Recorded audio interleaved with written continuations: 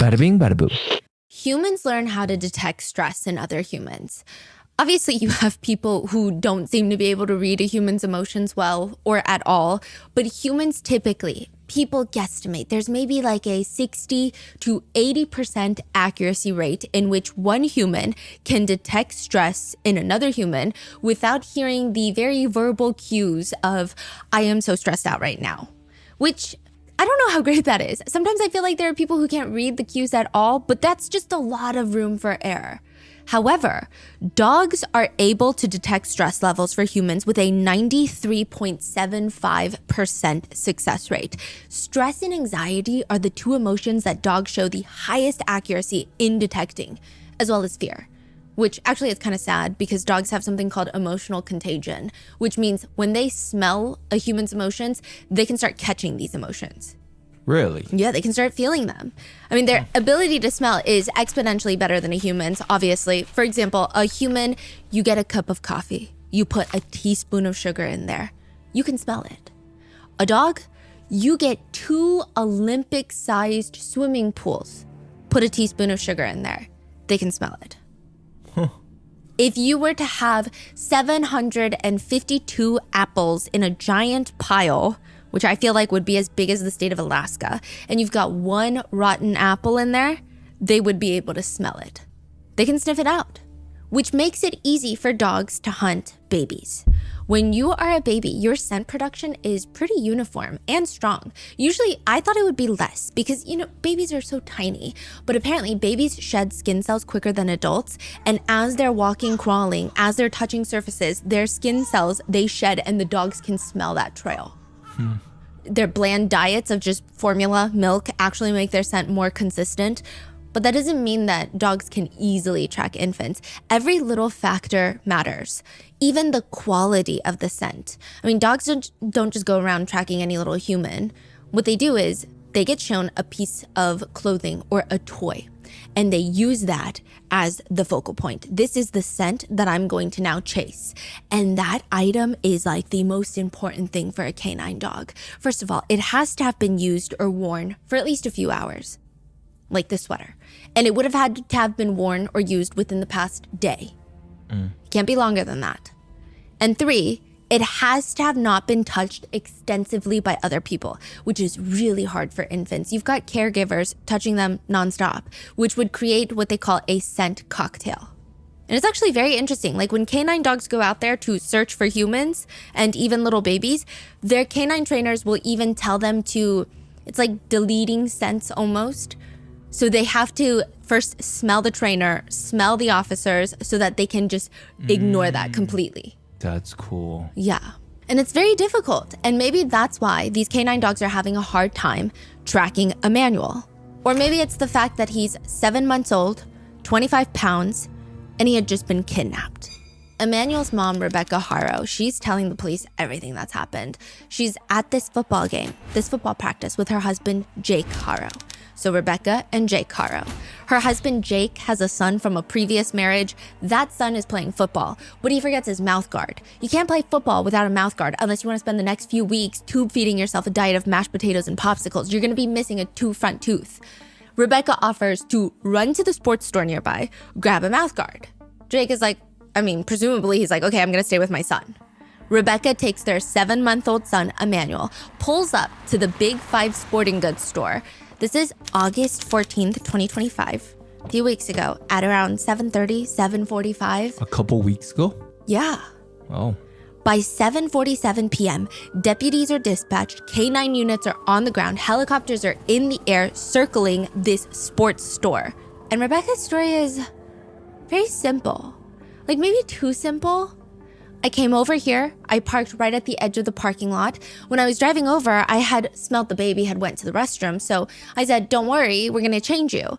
She parks her car, gets out the driver's side, goes to the back seat, opens the door, lays Emmanuel down next to his car seat. So she takes him out of the car seat, puts him down just on the seat of the car. She's about to change his diaper, and that's when she hears a strange voice right behind her.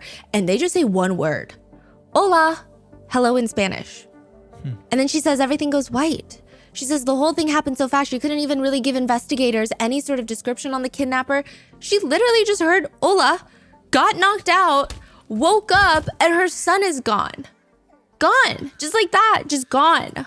By the next day, she's got this giant black eye and she's begging the public on all these news stations to help her find her 7-month-old son. And the whole thing is so weird. Like the fact that Rebecca said the attacker came from behind her. She only heard Hola. She was caught off so off guard. She didn't even have time to turn around and see who it was. But the black eye is square in the middle of her eye. So they hit her from the back and from the front? No. Oh. She was only hit once. So did they like swing their arm around her like they're about to give her a back hug? Did they come from the side and swerve at her? It's just straight to the front. Mm-hmm. How did she not see anything? She didn't turn? She didn't see anything before being knocked out? I mean, I thought he came up from the side, from the back. Like, how would he punch her straight to her face and she doesn't see a glimpse of anything? She doesn't even know an article of clothing. Like, was he wearing a black hoodie? Was he wearing a white hoodie? Nothing. The initial public reception to all of this is uncomfortable. People are trying to spread the word of Emmanuel being missing, but at the same time, people are very creeped out about Rebecca. There is something about Rebecca that is just weird. I don't know if it's her unsettling breathing patterns, the way that her voice gets super high-pitched out of nowhere and then drops back down, and then she's got this like very weird stare that she does. Or maybe it's the fact that nothing in this case makes sense. Rebecca claims her 7-month-old son is kidnapped in a parking lot by someone who is very adamant about greeting their victims first. It is such a ridiculous incident that almost everybody believes Rebecca is lying. It just doesn't make sense. Yeah. Until reports come out that someone has confessed to Emmanuel's murder from jail to an undercover cellmate. That's the report. But is it true? What happened to baby Emmanuel? And is this the dumbest fake story of a kidnapping? Or is it so bad of a story, so ridiculous, that it's doing exactly what the kidnapper wanted all along, which is put all of the suspicion on Rebecca? This is the ongoing case of Emmanuel Haro.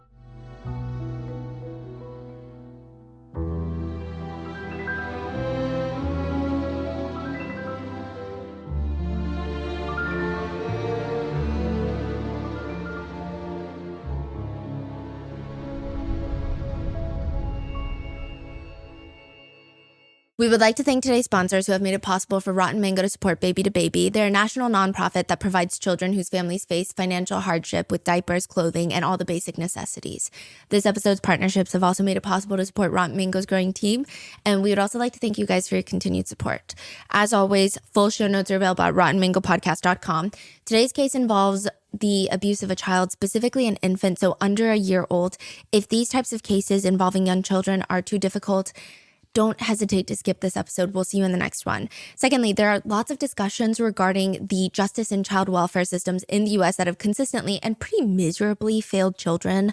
And along with that, there's a lot of netizen discussions regarding unconfirmed details about this case. A lot of rumors, and there have been a lot of rumors that have been clarified by the sheriff's office of being like, no, why are you believing internet rumors? It's been a messy case, and it would be impossible to cover this without even telling you what's going on online. So there is just a lot of lack of confirmed details. And we want to be clear that when we mention some of these rumors, we're just going to tell you straight up, this is literally just a speculation that's being made online. So with that being said, let's get started. Acting coaches will notice things that the casual viewer of a movie just doesn't notice. They're going to nitpick their students because that's their job. The shoulders are not symmetrical. They're supposed to be symmetrical. It's weird. You think that they wouldn't be. But when someone is in a state of grief, everything is symmetrical. Usually, unless they're predisposed to some sort of asymmetry in the face, all of their expressions are symmetrical on their face. Their shoulders are symmetrical. It's even to the point where if you were to lay your arm down on a coffee table and then rest your head on your shoulder, this shoulder usually doesn't slump down during grief. Maybe in depression or sadness, but grief specifically, it'll stay symmetrical. That is weird. Really? Yeah, it's just a thing. It's always symmetrical. I mean, most people. If only one side of the neck muscles are tense, it's usually not an accurate portrayal of grief. Is this like a body language thing or is this like a acting It's an acting thing, but it's rooted in a lot of what happens in the brain when you're experiencing grief. And it's just been anecdotally, I mean, obviously case by case. I mean, some people are just going to have natural body shapes and forms where they can't really be symmetrical. Got it. But for a lot of people, it's symmetrical. Even with genuine grief, you expect a lot of irregular breathing. And a lot of it is going to be this gasping for air because you're very tense on the inside. So you want to always bring air in. Fake grief is interesting because you can almost tell that people hold their breath because that's what people will typically do to generate tears, and they will breathe out. Almost like sighs. That is so fascinating. Whereas real grief, it's inward. Yeah. I mean, it's fine if you're rating the newest release of an A24 movie, but why is the internet using this type of commentary to analyze and reanalyze a mother's literal desperate plea for help? Rebecca, her son, has been kidnapped in a parking lot. She's knocked out unconscious. She's got a big bulging black eye that's throbbing on her face. She's front news in front of the cameras, and the internet is collectively analyzing whether or not her breathing sounds like genuine grief, which kind of sounds insane until you watch the interviews. Rebecca is standing there in front of the camera. At times her eyes kind of pinch closed. Other times she's glancing from at one point on the floor to another area. It's a little strange. Her voice is shaky, but consistently shaky. It's almost like high pitched like this and shaky. And I ran into Big Five and I asked the lady if she saw a baby or someone with a baby. She said no. She explains how she left her stepson's football practice to go grab a mouth guard for him. But she takes 7-month-old Emmanuel, and as she's about to grab him to bring him into the store, she smells that he needs a diaper change. Parks the car deliberately near the edge of the parking lot. I don't know, maybe to change her baby's diaper in peace, I'm not sure. But she gets out the driver's seat, goes to the back, opens the door, takes him out of the car seat, places him down in the car, and she says, I was gonna get the diaper and somebody said, Hola. And I didn't see nothing since. Rebecca closes her eyes and her voice pitches upward. And it's almost like someone sucks all the air out of Rebecca because she just... So you're saying that immediately when people watch this footage, Yeah. they're already like, that is some weird behavior. Yeah, and I Immediately. mean, this is even before body experts, body analysis experts even jump into the picture. It's like straight off of TikTok. It's posted on KTLA and people are just commenting, this is so weird. She's behaving very strangely. And she says, and this is another thing. Okay, see if you can point out everything that people point out. I got him out of the car seat and I laid him down and so I could get his diapers ready. And somebody said, Hola, and that's all I remember. And I saw white. And a hearing sound, I fell on the floor. And I said, as I got up, I couldn't find my son. I checked around my truck. And I ran into Big Five. And I asked the lady if she saw a baby or someone with a baby. She said no. It was a happy boy. He smiled. Mackenzie loved to kiss him. And you know, she's asked about the baby and she said he recently smiled. She says, bring him back, please. It's interesting that nobody likes this interview from the get-go, from the beginning. A lot of comments initially would start with, I don't want to be the one to say this, but it's kind of weird. Some point out that when she's talking, she sounds like she's trying to catch her breath by, again, pushing air outward, like a constant sighing, like constantly like this, but in a faster pace. A lot of acting coaches, body language experts, later they say that doesn't even freaking make sense. Okay, side note, you know the drill with body language experts. I will say I find them as confusing, but as fascinating as the buoyancy of cruise ships. I understand that there is science behind it, that there is a method behind it, but every cruise ship is going to be different and everybody has a starting point. I understand it, but also I am a little wary of using it as the only thing to say that someone is guilty. But when you watch this video, it is very weird. Body language experts say, again, she is sucking air. She's not sucking air inward. She's usually when someone breathes outward, they're trying to calm themselves down. And it's usually in a place of silence. But when you're emotional and you're trying to get words out and you're kind of panicked, which this is the situation, you're most likely going to suck the air inwards. As for her tears, people have pointed out the absence of any tears. But additionally, the whites of her eyes are not red. There's not really any mucus around her nose. And the whites of her eyes are actually very, very white, which just adds more suspicion to her story. However, I will say some body language experts also argue the opposite, that perhaps people have delayed emotional processing, mainly because they're still trying to digest and get through the shock, which would result in the lack of tears. However, those people that don't have tears, they typically don't look and sound like they're crying, just minus the tears. They'll just talk normally. So it's very odd. There's lots of sniffling, but not a lot of mucus, not a lot of snot, not a lot of tears, or really anything. People also say that her word choice is very fascinating. She says things like, he was a happy boy, he smiled. Obviously, past tense is strange. She also says things like, I fell on the floor. As soon as I got up, I couldn't find my son. I got him out of the car seat and I laid him down on the chair and so I could get his diapers ready. And somebody said, Hola, and that's all I remember. I saw white, I fell on the floor, and as soon as I got up, I couldn't find my son. I checked all around the truck and ran into Big Five, and I asked the lady if she saw a baby or someone with a baby, and she said no. The first thing is it's very strange that she doesn't describe or explain any of the parts where she freaks out. I see. She got up. There's no description of her state. A lot of interrogators and investigators have said that's one of the biggest ways to see if somebody is lying about their perspective. Because when you are in a heightened emotional state, such as you wake up after you've been knocked out in a Big Five parking lot and your baby is gone, instantly your brain is actually focusing more on internal perspective. So there's gonna be lots of emotions that seep through. It's gonna be like, so I started freaking out and I started screaming because I couldn't find my son and I was panicked.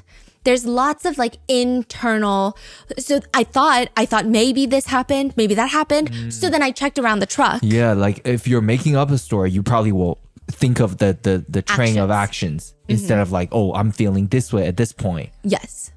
Oh. And even the train of actions don't make sense because people are saying, why are you not just screaming like, help, someone call 911? Why don't you call 911 immediately? Why aren't you screaming anything? Also, the fact that you walk into the Big Five store and you have the time to go ask an employee, have you seen my son? Is very bizarre because your son is 7 months old. Your son is not crawling into the store by himself. Yeah. None of that makes sense. Maybe if your son was 10, it would make more sense, but no, it doesn't make sense. Also, another thing with the internal POV is a lot of the times you have hypotheses that are in there. And she doesn't have that. You don't have theories. So people will say things like, I woke up and when I got back up, I was terrified. My heart was racing. I thought maybe someone hit me with a baseball. Yeah. I thought maybe Emmanuel fell out of the car seat. Yeah. So then there's like all of these, or I thought someone brought him in there because something ABCD, but it's not just, then I walked on. I did this. She's just a really bad actor, huh? Yeah. Additionally, she just uses a lot of distancing language. Him instead of Emmanuel, or even my son. It's weird. Also, the fact that she says she got up off the floor when she's outside in a parking lot, that would be the ground. Or when she set Emmanuel down on the chair instead of the seat of the car. Usually people will say seat, not a chair, when you reference the seat of the car. A lot of people thought that was strange. Some point out it could be the language barrier. However, others think, no, maybe this is her trying to pull from other memories where something similar happened. Not an abduction, but some sort of incident involving Emmanuel where she was knocked down onto the floor because clearly she has a black eye. Like she got this black eye from somewhere. And she's trying to reconstruct this new story around her previous emotions. That's the initial internet speculation. But more than that, people thought it was also weird that in 2 separate interviews, she mentions that she didn't see this alleged abductor. She didn't see what he's wearing. She didn't see his face. All she knows about the kidnapper is that he said, Hola. But in the 2 interviews, her tone and cadence for Hola are different. Somebody said hola, and somebody said hola, and that's all I remember. And if this is the only thing you have on the kidnapper, you would focus a lot about the voice, the tone. Yes. It sounded like he was a smoker. It sounded like he was older. It sounded like he had a husky voice. There's really no descriptions of the voice.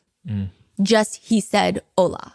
Okay, again, so this happened. She called the police and the news reporter came. Yes. And they conduct this interview just like, hey, what happened? Tell me what happened. And she just did an innocent interview. Yes. With the news. And then everyone's like, you are lying. Yeah. Wow. Everyone. And even the fact that this alleged abductor would even say hola, people don't believe that, because why would you do that? You're trying to surprise attack someone and you say hello first before you knock them out. It sounds like something that only happens in the movies. Why leave the mother of the child you're abducting with the recollection of your voice to be able to identify you later? Why give her the chance to even turn around and glance at you? If someone talks to you, you're going to try and glance up and see who just said hola. Why even give her the opportunity? Why don't you just fully sneak up on her? It just doesn't make sense. There's also these little parts where she's out there and strangers are praying for her and they're placing their hands on the top of her head. And she just has very uncomfortable body language. In another video of Rebecca, she's standing there and she's holding hands with family members while a member of the community wants to pray for them. Her left hand is holding her mom's hand and Rebecca's right hand is free. And her thumb is scratching her middle finger. I've done this motion before. This motion I usually do when I'm really anxious? Not anxious. It's like I don't really want to be at a location because maybe I'm anxious, maybe I have social anxiety, but it's not like this overwhelming, oh, I'm about to have a panic attack. It's just I feel very uncomfy. I feel weird. Maybe I feel like I look crazy and someone looked at me and maybe they think that I smell and I feel very uncomfortable, but I can't really get out of here. So my shoulders go up and I'm kind of scratching my middle finger and I'm like, it's just an uncomfortable situation. It's not anxiety. It's just, I feel weird. Maybe I feel gross and maybe they think I'm smelly. Like that's the vibe. I thought it was interesting because I have never done that motion when I'm under stress, panic, or anxiety, like actual stress, panic, or anxiety. It's always kind of like, I just feel a little uncomfy. A lot of experts point out that that's not a self-soothing motion, at least in times of grief or panic. Usually, you will see palms on thighs. You'll see lots of people rub their chest or even touch their face or their hair. Research apparently shows that self-soothing mechanisms in high stress are broad, low-intensity stimulations of the skin. You're gonna have large muscle groups. You're gonna have your whole hand. You're gonna have your whole shoulders, your chest. You're not gonna have 2 fingers. And you're gonna be rubbing a lot rather than scratching because you want to have low-intensity stimulation of the skin. You don't want something to be painful or even too intense because you're just not in that state. Yeah, that makes sense. This is very strange, which means did Rebecca do something to Emmanuel? And why? And also, what about Jake Haro, Emmanuel's dad, who stayed behind at the football game? Does he not find her interview suspicious? If you saw your partner, the mother of your child or the father of your child or whoever, have these interviews, would you not look at them a certain way? Jake accompanies Rebecca in a few of her media interviews. And although he's clearly wasn't there during when this alleged kidnapping takes place, he's standing next to Rebecca and he's telling the news station, a police officer got on the phone and let me know what was going on. That's when I got hysterical. I started panicking. Some netizens felt it was more in line with internal POV, but then it gets weird. I guess Jake is asked about any distinctive features on Emmanuel, which understandably, Emmanuel is a very little boy. I get it. He's a little boy. There may not be so many distinctive features on him at this age, but Jake responds. He has a little lazy eye. It's the only thing that's distinctive about him. He has no birthmarks. Beautiful, healthy baby boy, 7-month-old baby. I feel like there's got to be other things. Yeah, that sounds very detached to describe your own son. No? Yeah. I mean, I have 2 nieces, and I feel like even when they were 1 month old, You would try very hard to describe your kid because like you're gonna give as much details as possible. Like, oh, they look like this, they have this feature, right? Yes. But you're saying his description is like that. That's it. Yeah. I mean, I feel like I would sit there and give a full description of physical attributes, but also he cries in the morning when ABC happens. He's very scared of the dark. He does this, he does that. but just nothing. He just has a lazy eye. I mean, I feel like there's got to be on other things. In another part, he says he was a healthy baby. He was crawling, he was kicking, he was playing with his toys. And I've listened to this clip so many times. A lot of netizens say that they hear it was kicking rather than he was kicking.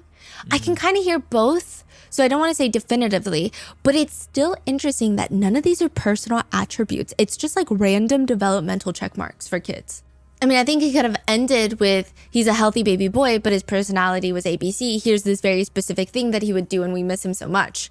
It's just odd. Additionally, he also keeps using past tense. I tried to look into it. I couldn't find rock solid studies that are super firm. Oh, if you use past tense, that means you're guilty in a situation like this. But it is pretty well known amongst humans that relatives will typically use present tense for people that are missing. Even relatives in cases where their loved ones have been missing for years, they tend to use present tense. Clearly, this doesn't apply to every single person out there, especially when it's been years later. This is when it happens, when a relative is missing, a lot of present tense. But some families, even years later, will keep using present tense because one of the biggest things is they say that it feels like they're suspended in space. There's no closure. Even when authorities say they've been gone for 2 years, it's likely that they're dead. They still use present tense because you only remember them like that. There was no event where your brain can rationalize, okay, they are now gone.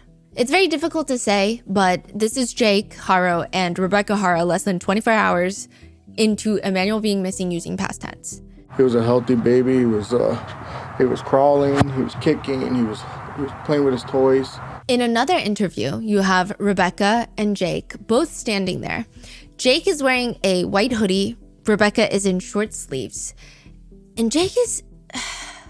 he's strangely standing there holding up a missing poster for the camera, just constantly in front of him, almost blocking his torso. The missing poster has a picture of Emmanuel at the top, and under it in big red letters, it reads, missing kid, Emmanuel Haro, 7 months old. And in black, it says, please contact dad, Jake's phone number, mother, Rebecca's phone number. And we're going to come back to this because netizens think just missing kid is weird. So just say missing kid. It's very, again, distancing language. Instead of Emmanuel Haro, 7 months old, please find my baby. It's just like missing kid. Jake takes a small step towards the camera. We come to you guys asking you to help us find our son. He was abducted last night from Big 5. Somebody struck my wife while she was trying to change his diaper. Rebecca's in the background making these periodic noises of pain. It's like, she also talks very high-pitched in this one, and she says, don't hesitate to call. Don't hesitate, just call. His name is Emmanuel. He's 7 months old. And when they start getting emotional, both of them get this distant look in their eyes, as if they're just like looking into the vast beyond, into a black hole, a portal into a parallel universe, searching for answers. It's odd.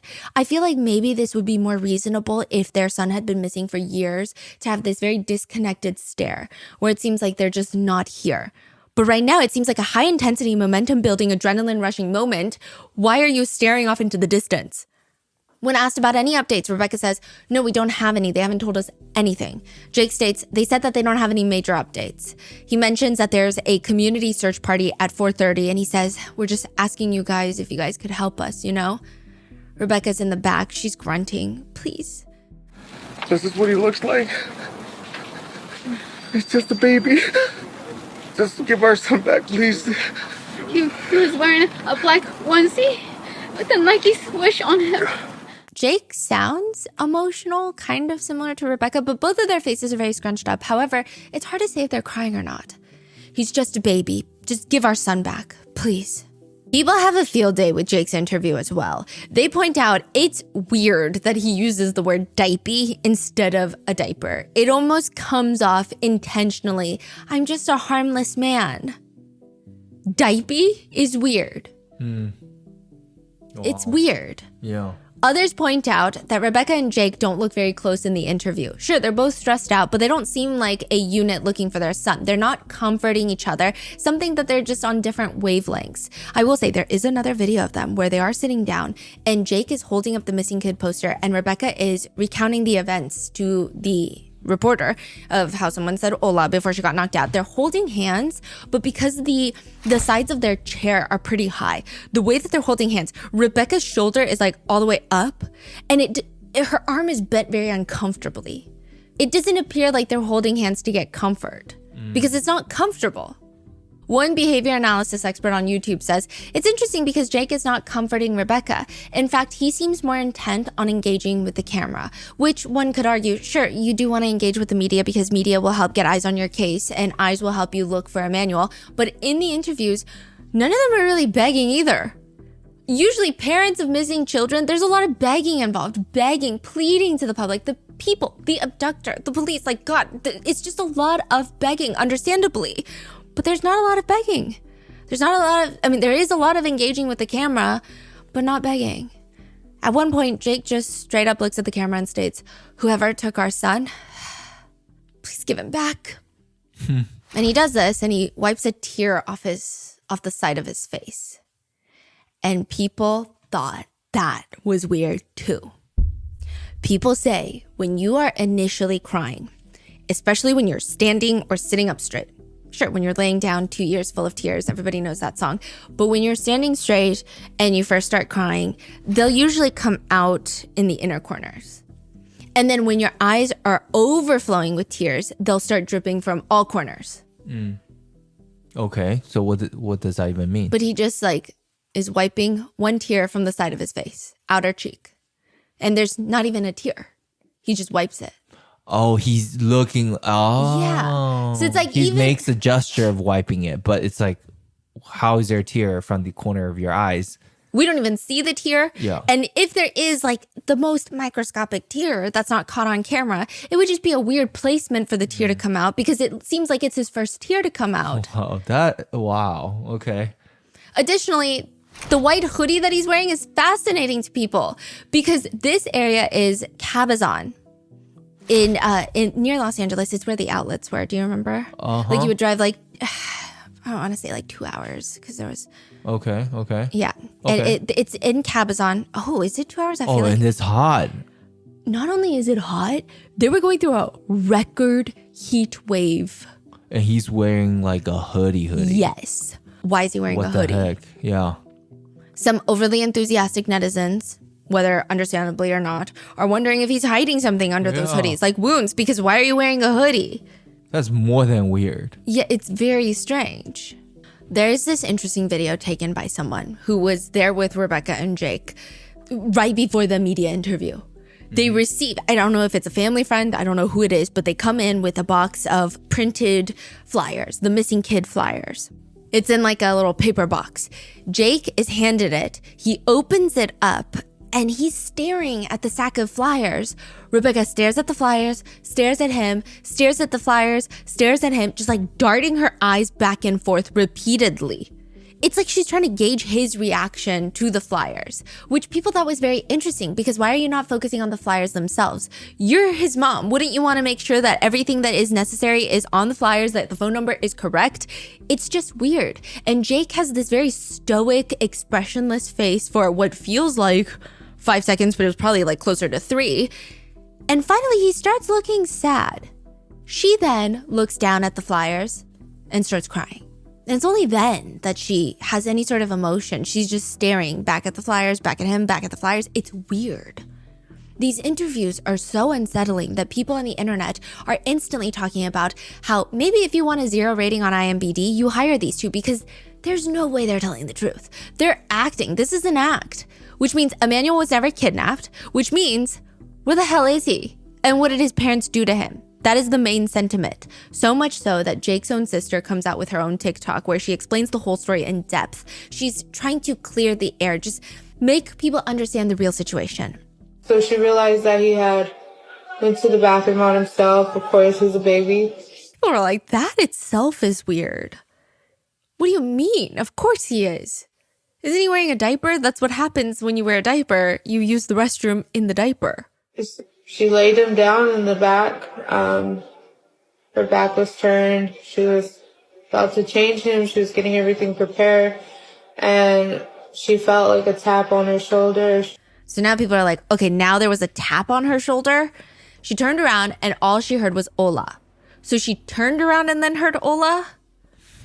And before she could even see this person, acknowledge this person, whatever the case may be, he socked her in the face, and she ended up blacking out. He knocked her out and she fell to the floor. And that a lot of people have contentions with as well. Rebecca kept saying that she saw white when she was knocked out. A lot of people have reported that you typically see black. And usually you see white before you faint or you get very woozy. But again, that could just be like a person-specific thing. But it was very random. Next thing you know, as she came to, she woke up. She was looking around for the baby. The baby was gone. Which again, just the direction of everything, it's like, okay, the baby was gone. She was looking for the baby. She's a great mother. So everything you guys are saying about her, first of all, you don't know her, and show some compassion. Like she just had her son taken from her. I think it's unfair to say that a lot of people didn't have compassion. That weekend, like I said, were record-breaking heat waves in the area of Cabazon. It was 105 degrees. This is very dry desert heat area. There's lots of dust everywhere. The National Weather Service even put out a statement to Cabazon residents: do not leave your children and pets unattended in cars. Car interiors will reach lethal temperatures in a matter of minutes. People were out there wearing t-shirts that read, "Where is the baby?" They're out there searching for Emmanuel while Jake is giving weird interviews holding up the world's most aggressively bland and emotionless missing kid flyer. The community is out there searching for Emmanuel. They don't believe Rebecca and Jake, but they're looking for Emmanuel, which is proving to be very difficult because in order to find someone, you should start with the last place they were last seen. But if Rebecca is lying, then where was Emmanuel last seen? And when was he even last seen? We don't even know that. The Yucaipa police released a statement. Canine scent tracking dogs were deployed, but the child was not located. No suspect information is available at this time. In the absence of any meaningful information to go off of, the internet starts listing off rapid fire questions like a full-on interrogation. There's so many holes in Rebecca's story that it's starting to resemble the surface of Mars more than reality, such as, I don't know, let's start simple. If you're already bringing Emmanuel into Big Five, this is what a lot of parents are asking, because you're not leaving him in the car, especially not in the midst of a heat wave, why not change him in the bathroom, where they likely have a changing station? She never mentions that he had a blowout or some sort of, because that's when, the poop will come out. She just smelled that he needed a diaper change. So why not bring him into the store? Why do it in the car? Some people are like, okay, I could see maybe it's quicker, it's easier than looking for the bathroom inside the store. The store is probably big. You got to walk further. She's trying to pop in and out.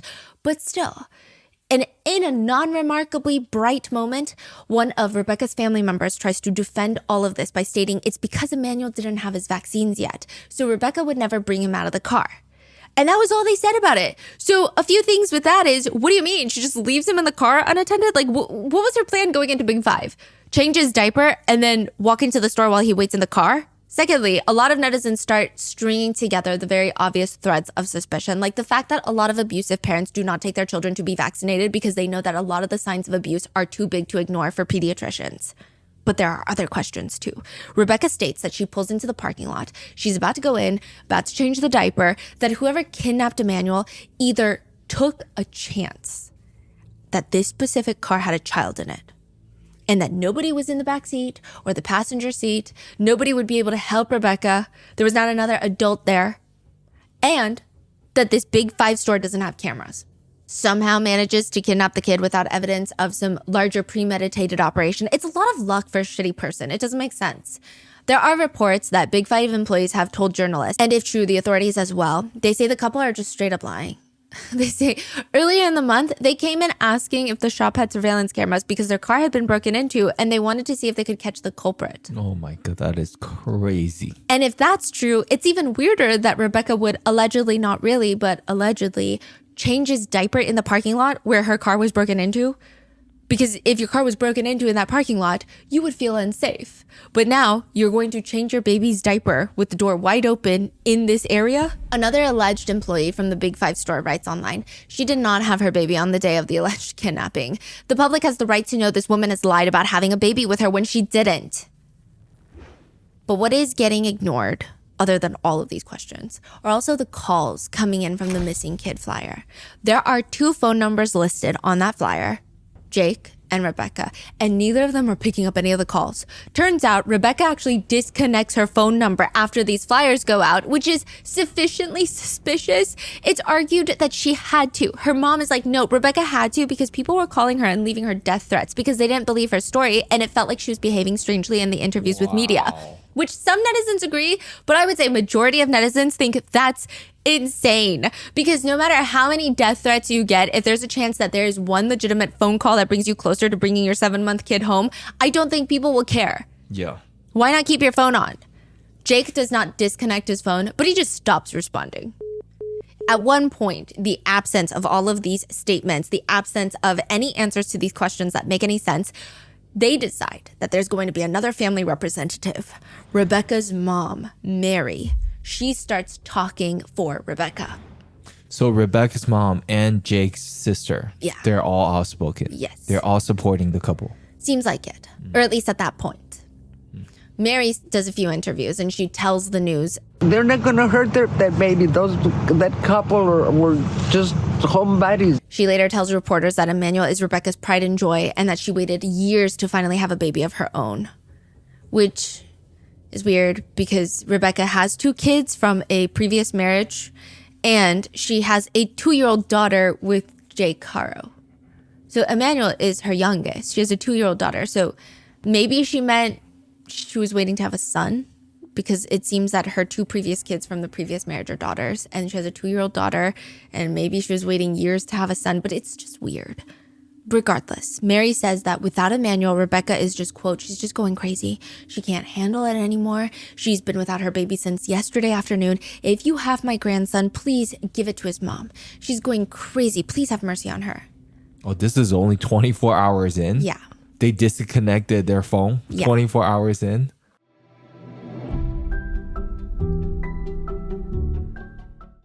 Red sauce, guacamole. It's like a Taco Tuesday disaster. These are my arch enemies in the kitchen and in the laundry room. When you're scrubbing out evidence from a spaghetti night gone wrong, Tide Free and Gentle has your back. Tide Free and Gentle delivers a powerful clean without perfumes, dyes, or irritants. It's just 100% hypoallergenic care. Its concentrated formula means less waste, less water, and more time for your next true crime deep dive. It even works in cold water. I mean, talk about cracking a cold case. No cover-ups or compromises here. If it's got to be clean, it's got to be Tide Free and Gentle.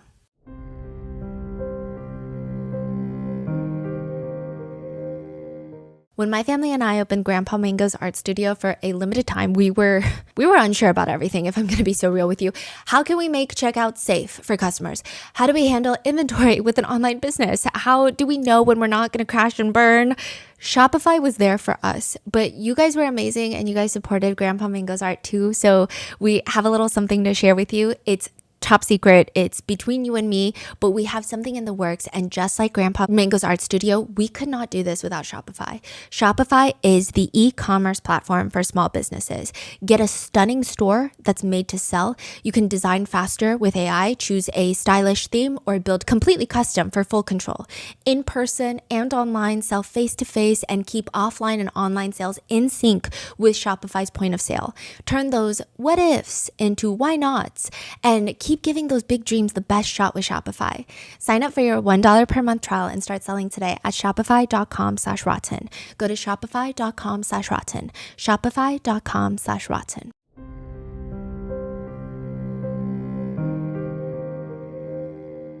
A lot of the updates from this case have been broken by a boots-on-the-ground journalist named Ahmed Belozo, who goes by On the Tira on TikTok. He is almost always the first on the scene. It doesn't matter if it's in the middle of the night, in the middle of a blazing heat storm. He's also going through cancer treatments, and he deserves a lot of the credit in this case. On the same hand, though, I will say there has been lots of controversy and discourse about how there will be news that's broken that is later turned out to not be correct. I think sometimes when you have boots on the ground reporting, especially with people who are reporting through social media, I'm not saying that they're lesser or not as lesser. Like mainstream media, you get the vibe, but it's just there's a lot more passion, which I think is necessary for cases. But sometimes there are moments where things are incorrect and the public is misled, and there will be a report that is ultimately not true. But the thing with On the Tira is he always corrects himself, which is very commendable. So if he reports something that everybody was saying is true and he realizes it's not true, he will be one of the first ones to be like, hey guys, I'm so sorry about that. That's not true. So I've taken it all down. I think he means incredibly well. He's very passionate about this case and he's done a lot for his community as well as for this case. There have been some reported tensions between a lot of social media reporters and the police, however.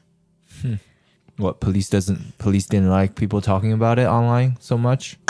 Because there were numerous false reports. So the police were pretty cutthroat about how much they didn't like this. And then I think it's not On the Tira and people like On the Tira. I think the police have a problem with. This case got so weird that a TikToker decided that they were going to do tours of the Haro residence later when it's vacated. And they were just breaking and entering into the Haro residence to give tours and charging people money. So I think the police's anger is targeted at those types of people on social media. But what do you mean never be charging certain. people money? Like, hey, if you want to go into the empty Haro residence while it's empty right now, give me $10. I'll take you in there? Yeah, because I've already broken the back door. And people will do it? Yeah.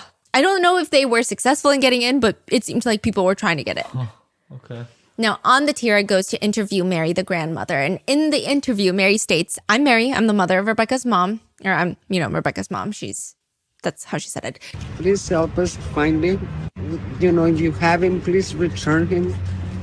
We don't want nothing. We will not do anything. Just leave the baby somewhere where we can find him, somewhere that is safe for him. His mother? She's not doing good. She's heartbroken. She was injured. Yes, she was injured. She was knocked out. There's no video? No video. Store doesn't have video. On the Tira asks the appropriate questions, the ones that mainstream media were not asking, like, how long was she unconscious when she was knocked out? Nobody knows. Furthermore, like, what do you mean there was no CCTV cameras, no witnesses? It doesn't make sense. She's like, well, I don't really know what's going on with the case. They haven't told us anything. That's the worst thing. They don't tell us nothing. Keep your eyes open for this baby. Please, please. We just lost another grandson. We just buried a grandson last Tuesday, but we can't go through this again. Please just bring us the baby. Just tell us where he's at. Just leave him somewhere safe. To provide some context, I know you're looking very shocked. The the grandson in question is an adult. I mean, still not great, but Wait, somebody died in the yes, family? Rebecca's sibling's son, but he was an adult. Unrelated. It appears that he overdosed on fentanyl. Now, as much as she's being very vocal about finding Emmanuel, it appears that she has updated her Facebook since his kidnapping and hasn't really posted much about Emmanuel. Furthermore, during all the media interviews, the grandma doesn't cry either. So Rebecca's not crying, Jake's not crying, and Rebecca's mom, Emmanuel's grandmother, is not crying. And according to On the Tira, Mary has never even met Emmanuel before in the past 7 months. Wow. Another part that's very contentious, because after all of this is just like floating in the air, people have all these questions, and they decide, now that we think about it, that black eye is weird. It's weird. It's very prominent when she does the media interviews asking for help. One person comments, usually for an injury like that, the first 24 hours, your whole eye is kind of swollen shut. But you're not going to have this like brown outline. It's not going to look like a black eye. It's going to look just like a bee stung your eye. It's swollen. It's red. The bruising isn't going to show up for probably close to like 3 to 4 days. And it's not even just that. This color of bruising, this almost yellowish on the outer corners, that's near the process of healing. Yeah. But is it a real bruise? Yes. It is a real black eye. Oh, but it looks old. It's been there? Yeah. It looks like it's been there for a minute. So far, everything has been suspicious, right? Everything is weird, but you could be like, well, body language. Well, maybe there's a language barrier. Well, maybe this, maybe that, right? Maybe it's a coincidence. The black eye is just medically not sound. A lot of medical professionals are saying that just doesn't make sense. Like if I saw that in the hospital, if a patient had that, I would never in a million years think that was from the past 24 hours. Like this is just not how the human body works. Mm-hmm. So if the black eye is not from the day of the alleged kidnapping, that would be the very first tangible piece of information to indicate that something is definitely not right. Additionally, there are some reports of witnesses who knew Rebecca who said that, actually, we've seen her with this black eye since August 3rd. She reported a kidnapping August 14th. But what does that mean? I mean, maybe she already had the black eye that was healing, and then she did get punched in the face and got knocked out, but it didn't cause another black eye? Or maybe she wasn't punched in the face, in the eye. Maybe she was punched somewhere else and she just kind of correlated the two because she had pain in her eye. Maybe, right? It doesn't mean anything. So she was allegedly seen with a black eye August 3rd. There was a funeral held August 5th for another family member. Apparently she had the black eye then too, which she didn't have a manual at the funeral. Her excuse was, again, he hasn't been vaccinated yet, but it's just strange. A lot of people say, actually, we haven't seen a manual since the beginning of August. What's happening? There have been other unconfirmed reports from the alleged Big Five incident where an employee has allegedly come out to say she had that black eye prior to the incident. A manager asked her if she was okay, and she happily said that she walked into a wall and had a laugh. Also, that time when she came into the Big Five store was weeks before Emmanuel went missing, and she had no baby with her.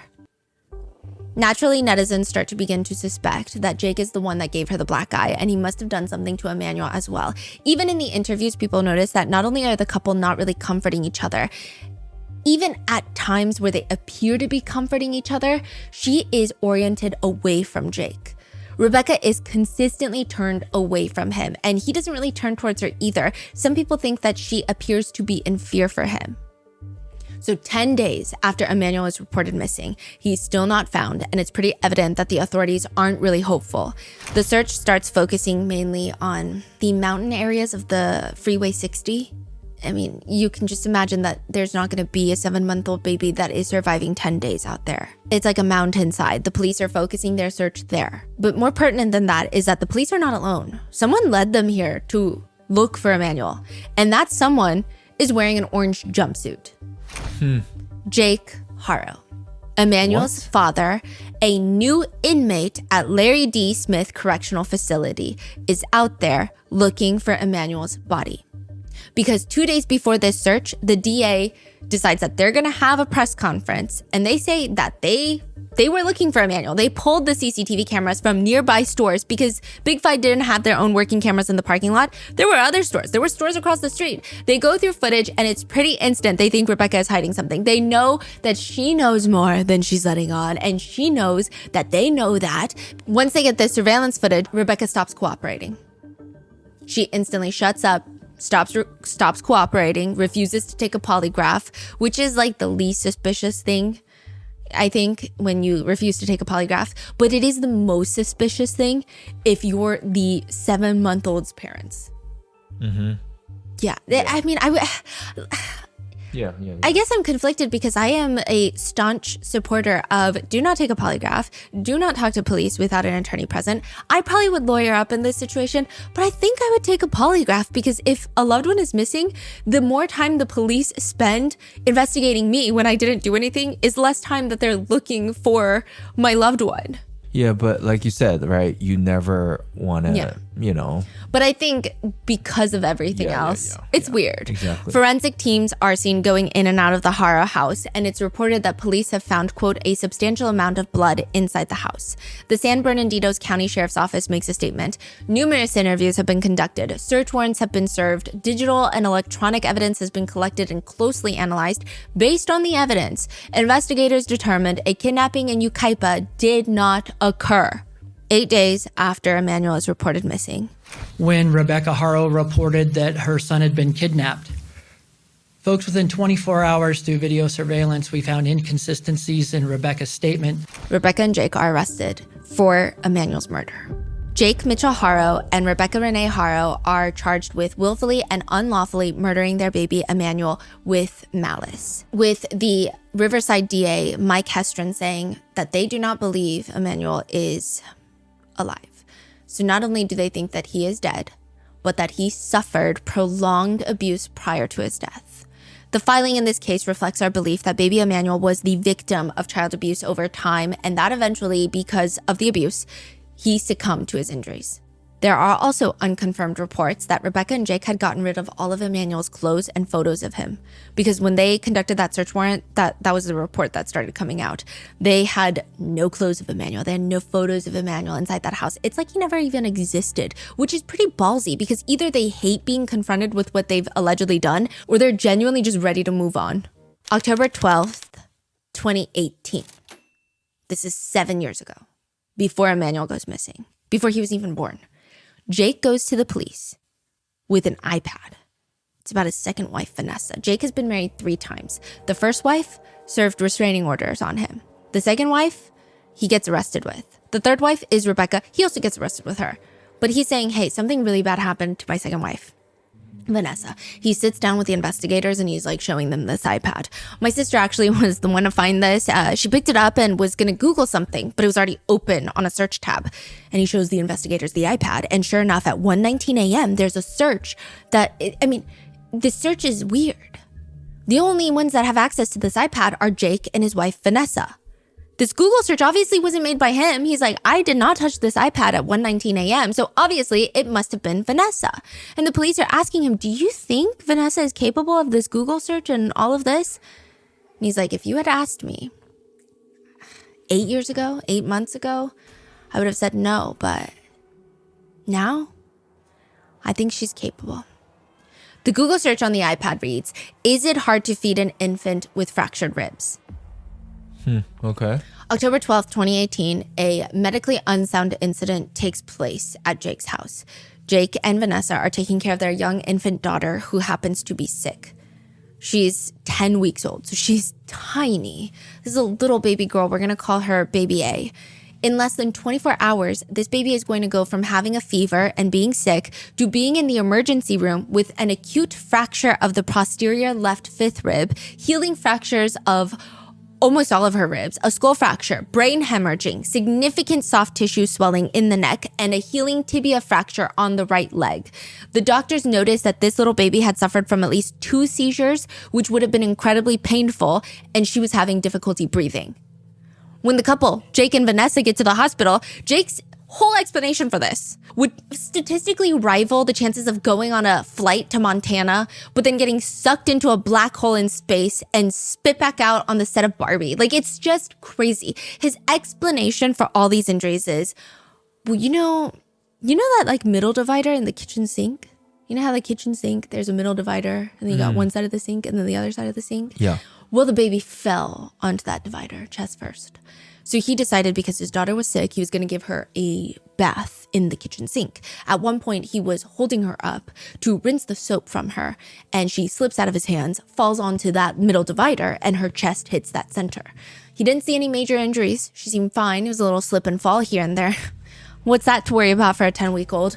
He does nothing. Vanessa gets home, he says nothing. It's not until the middle of the night Vanessa is checking up on their daughter and she starts shaking Jake awake because, hurry, feel her back, something's weird. Sure enough, he feels her back, this 10-week-old, and he feels a crackling noise like popcorn.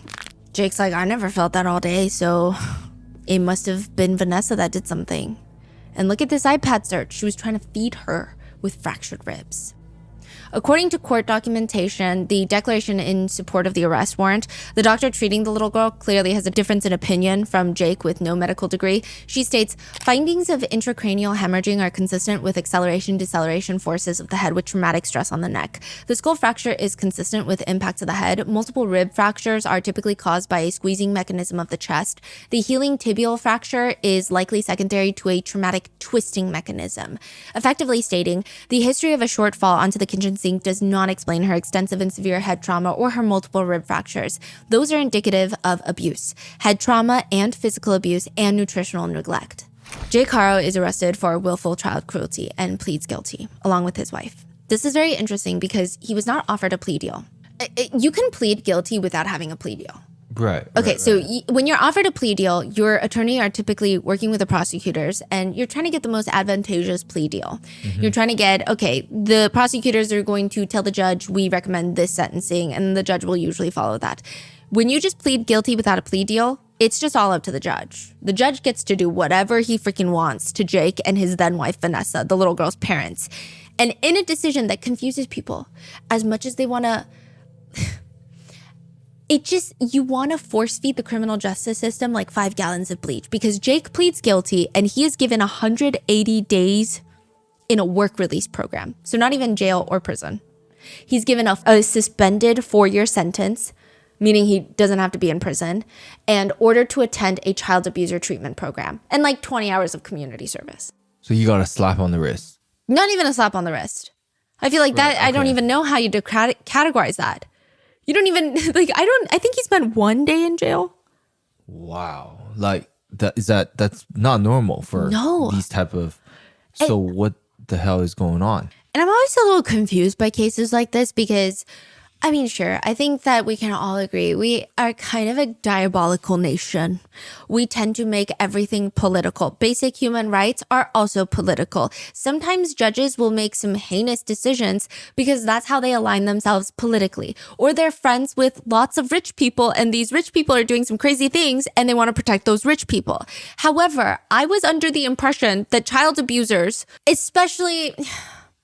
And this is like weird to say because, I mean, we all know that people protect the wealthy. So if you've got a wealthy child abuser, you have this nerve-wracking feeling of like, okay, they so might get away with it. Right. What is this one all about? Exactly. I feel like who are they protecting? Jake Haro is a free communal soccer ball left at the park that everyone gets to kick around free of charge. And as a judge, if you throw the book at this random child abuser, I cannot imagine anything but praise coming the judge's way.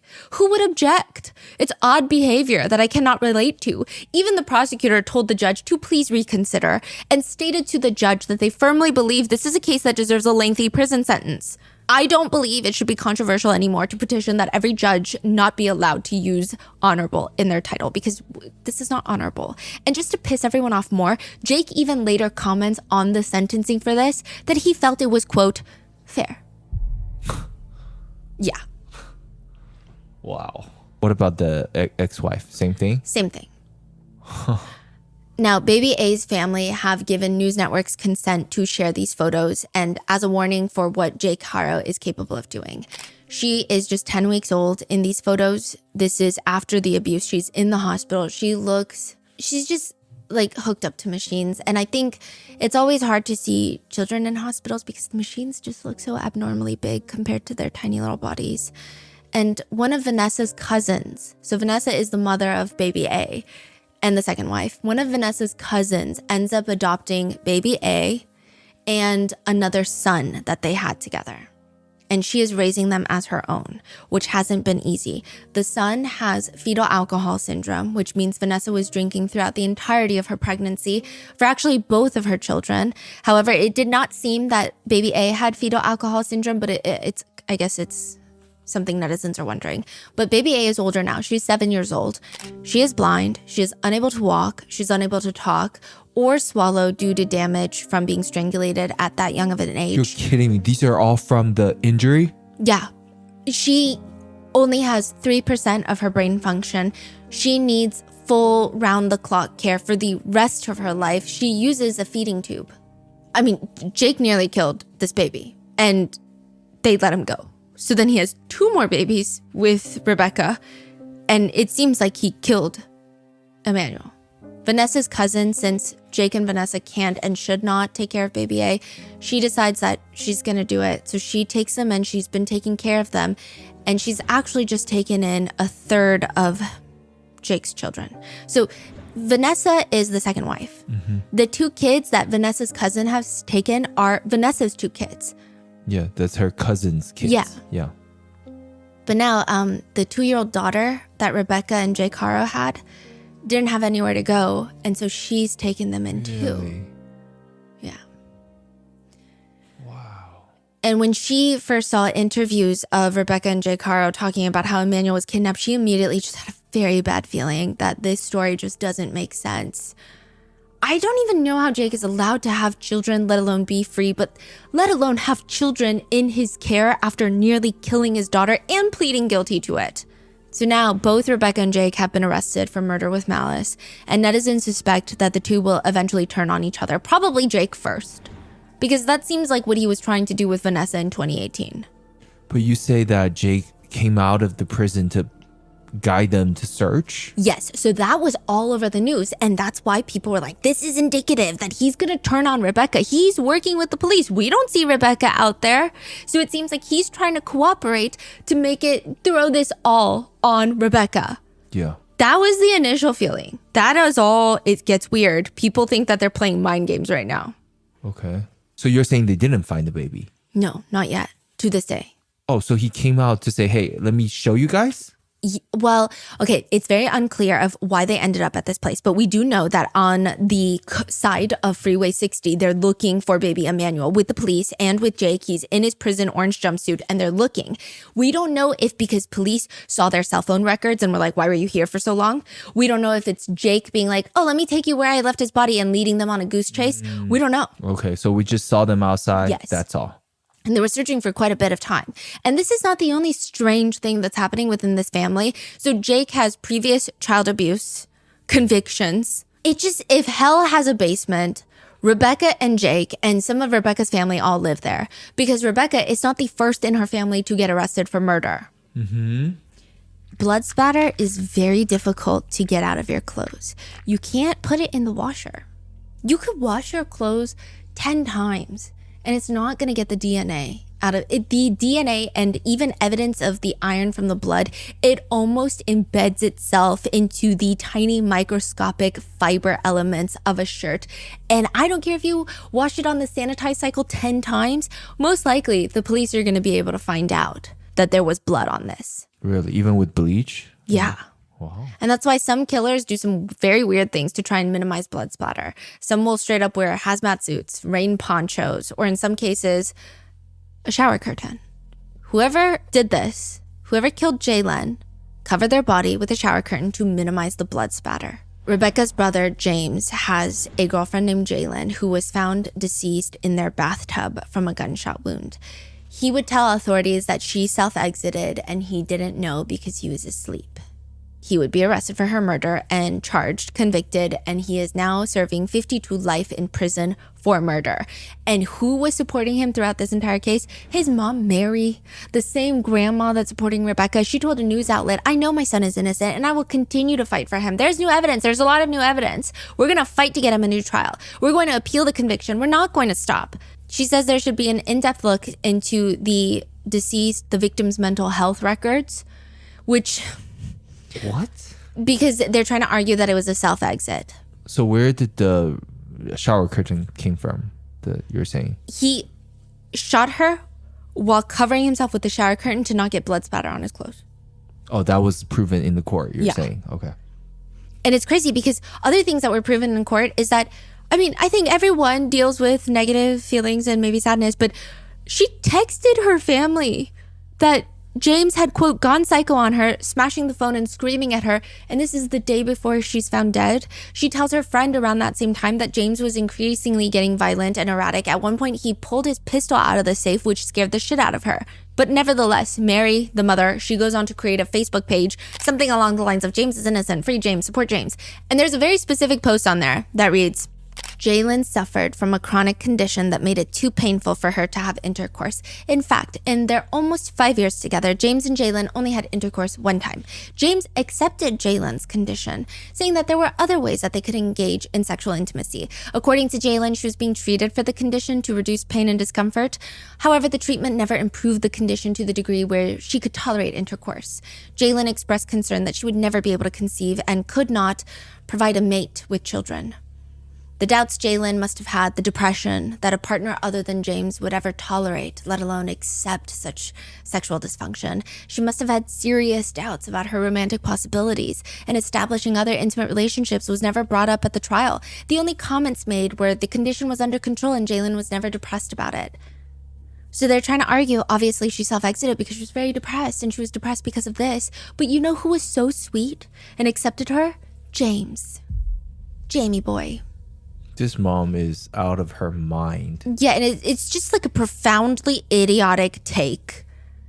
And I mean, I just don't really have much to comment. I mean, nevertheless, the elevator does not go all the way up, but the mouth keeps talking. James' version of events is, I'd fallen asleep. My girlfriend must have gotten into the bathtub and self-exited while I was asleep. I did, in fact, hear some noise, but I thought it was probably coming from the air conditioner. Then he notices that his girlfriend is not in bed with him, so he starts getting up and searching, and he doesn't find her he was searching for about 10, 20 minutes? Yeah, which sounds maybe plausible if you reside inside of the Mall of America or, I don't know, fucking Disney World, but not if you reside in a 430 square foot apartment where from the bed you get a clear and direct view into the bathroom. Ultimately, James was found guilty and sentenced to 50 years to life. But even at the sentencing, he was still sticking to his story. He said, everything is my fault. You know what that everything is? My alcoholism. Because of my alcoholism, I couldn't see that she was depressed. I don't think violence is the answer, but I do think that sometimes making some very assertive contact, skin to skin, with your fist in somebody's face is maybe acceptable. Additionally, netizens dig up information on Jake's brother, who passed away in 2021, in Rebecca and Jake Harrell's house. The couple were investigated by law enforcement, but they did not file any charges. So there's lots of crime, lots of death around both sides of the family. Adding a bit more messiness into everything is after Emmanuel is reported missing, before they're arrested, Jake's first wife files a restraining order on Jake. Some believe that this is to protect her son that she has with Jake, to protect herself. Others speculate that she filed this restraining order and then went to the police to say there was no football, because that's the son that was playing football that needed a mouth guard. Oh, right. Okay. Wow. So what now? Both parents are in jail. Emmanuel has yet to be found. The first wife has filed a restraining order. The second wife is not as relevant in the sense of, I mean, she doesn't have custody of any of her kids that she shares with Jake Harrell, rightfully. And Rebecca and Jake are in jail, and they're weirdly giving interviews. Rebecca says that she knew about Jake's child cruelty case, but still married him and tried to, she tried to make it seem like their relationship was okay by saying it was, quote, wonderful, and that he treats her and her 16-year-old daughter from a previous relationship really well. They have 2 kids together. Well, they did, but, she says he was a good dad. He would never hurt a baby, except when he nearly killed his other baby that she knew about before marrying him and then having 2 babies with him. Rebecca makes netizens want to slam their head against a wall. I feel like stupidity spares no age. It knows no bounds, even inside prison walls. However, it is infuriating that at her grown age of 41, she should have known better. Anyone should have known better than to put their kids in the direct line of danger by marrying this guy, or even having kids with this guy. Even his 2-year-old daughter that was taken from his care during this whole incident, Jake tries to make it seem like everyone around him is abusive and he's just the scapegoat. He says in a jailhouse interview that when his daughter was taken from his custody, that she did not have a bruise on her, but he went to visit her later at a facility. So the daughter was taken to a facility initially before Vanessa's cousin stepped in, and he was able to visit this facility before he was arrested. So she was taken early on. He went to visit her at the facility, and he says, quote, she looked like she got hit by a truck and then reversed and ran over again. And people are like, okay, this is your way of trying to cover up that you probably did that to your 2-year-old daughter. Oh, some family members of Rebecca's side reportedly didn't even know that they had kids. They're like, I didn't even know that your kid was missing because I didn't even know you had a kid, including Rebecca's ex-husband, whom she shares 2 kids with. He didn't even know that Emmanuel existed. And this is someone that she shares 2 kids with, and they're both minors at this point. So technically, you're supposed to be co-parenting. You're supposed to kind of be somewhat present in each other's lives because of those children. It's very strange. There are some reports and speculations that the couple wanted to get rid of Emmanuel because they were embarrassed of him. A lot of netizens have noticed the pattern that most pictures of Emmanuel, none of them are taken from the front of his face. They're all from the side. And it seems like they're trying to cover up the fact that he might potentially be cross-eyed, is how a lot of people that knew him spoke about his condition. And cross-eyed becomes a new thing because a lot of netizens have connected being cross-eyed with shaken baby syndrome. Shaken baby syndrome is, it's when a baby is violently shaken. They will suffer severe brain injuries. It's a severe form of abuse. I believe 1 in 3 babies that are killed is due to shaken baby syndrome. So people think that perhaps he had shaken baby syndrome, which caused the cross-eyedness. Some people actually believe that he was blind, which is what happened to baby A after her injuries, because in a lot of the pictures, it almost looks like he's peering down almost, which people have stated that when they had children who were visually impaired, certain parts of their eyes would let in more light. And so they would kind of peer a certain way. And all of the pictures are taken of baby Emmanuel from the side. There are debates on whether or not they were embarrassed by that and they didn't like that. And maybe Jake himself didn't like that and never connected with his own child because of that and decided to the DA is asked about that. And he responds, I can't speculate. I'll repeat what I already said. We believe that Emmanuel was severely abused over a period of time. So he can't say if he had shaken baby syndrome. But both parents would have been aware of that abuse. Which, with all of this, Rebecca's saying, no, this is not true. I will not give up. I will not give up on my baby. I want to be out there looking for my baby. This is her statement from jail. When she's asked about the fact that Big Five employees stated that she came in to ask whether or not they had cameras in the parking lot, she just reportedly shaked her head side to side. But there's definitely some strange energy.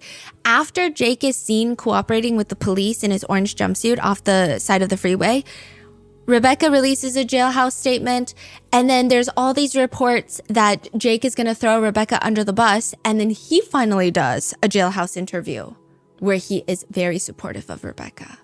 And people think he's playing mind games because for so long, so many weird things were happening. Not only was he cooperating with the police, but he lawyers up. And this lawyer is the same lawyer that he used when he almost killed his daughter, baby A. But this lawyer argues that he doesn't know why the police are saying that the Haro couple have stopped cooperating. He said, the Haro couple have voluntarily turned over all of their electronic devices, including the passwords. I think that's something huge that nobody has been made aware of. The attorney tells News Nation, I don't know where the statement that they stopped cooperating came from. I spoke with the detectives yesterday, offered for Jake to continue speaking with them, have not been made aware of any requests today to speak with Jake. I don't represent Rebecca. That needs to be very clear. But I have not been asked to produce Jake. I have personally spent time with Jake and have seen the emotions in his face. He is not in any way running, hiding, or doing anything to exhibit any behaviors of somebody that is trying to be deceptive in this case. People did not like that. People did not like that at all. And I don't know why this attorney is so passionate. Like, for what? He tells News Nation, Jake wants to cooperate. Jake doesn't like the fact that nobody's listening. Yeah, well, nobody gives a fuck about what Jake likes. Some netizens argue that they don't like the fact that Jake is still breathing, but I guess we all have our own interests and dislikes. The attorney continues to tell News Nation, even yourself, it sounds like you guys have already made up your minds. News Nation brings up Rebecca and Jake's weird interview, and the attorney just says, I saw the videos like anybody else. I can't speak for Rebecca. I can tell you that she doesn't have a master's degree, bachelor's degree, or any other degree in public speaking, so I can't speak as to that. Same thing for Jake. But it's interesting because he keeps saying, I don't represent Rebecca. I don't represent Rebecca. And it's also interesting because at one point he says something along the lines of the day of the alleged kidnapping. Mm-hmm. Which usually attorneys representing clients won't throw in alleged when they're talking about their client's version of events. Okay, right. So that's strange. But I think with all the talk that Jake was going to turn on Rebecca, Jake finally does a jailhouse interview where he doesn't really say much at all. I think the most enlightening but unsurprising part of this interview is Jake believes that the authorities are biased. They see his child cruelty conviction from 2023, in which he, his own mouth, pled guilty to, and they assume that he's capable of doing something bad to Emmanuel. They unfairly assume that. He also says that he didn't ever hurt baby A. He says, I pled guilty because I didn't have the money to go to trial. The judge said nobody would believe my side of the story. Somehow they magically convinced me to take this damn plea deal, which again, there was no plea deal. And again, yes, money, I think, runs the court system, but you would have a public defender. The judge knows I didn't do it. They're just railroading me. I was the fall guy. He also further states, Rebecca is innocent. The media is killing her. She is a beautiful woman and she loves her children. He expresses very deep disappointment that the public has not raised enough money to pay for Rebecca's bail. He also states that he did see Rebecca in the courtroom. He had gotten off the elevator. He tried to shout to her, "I love you," but, quote, "the deputy shoved me to the ground. He launched me like I was a rag doll." And he starts complaining about how he re-injured his shoulder because of that. And at the very end, he says if he could talk to Emmanuel, he would say, quote, "I love you, buddy." That's it.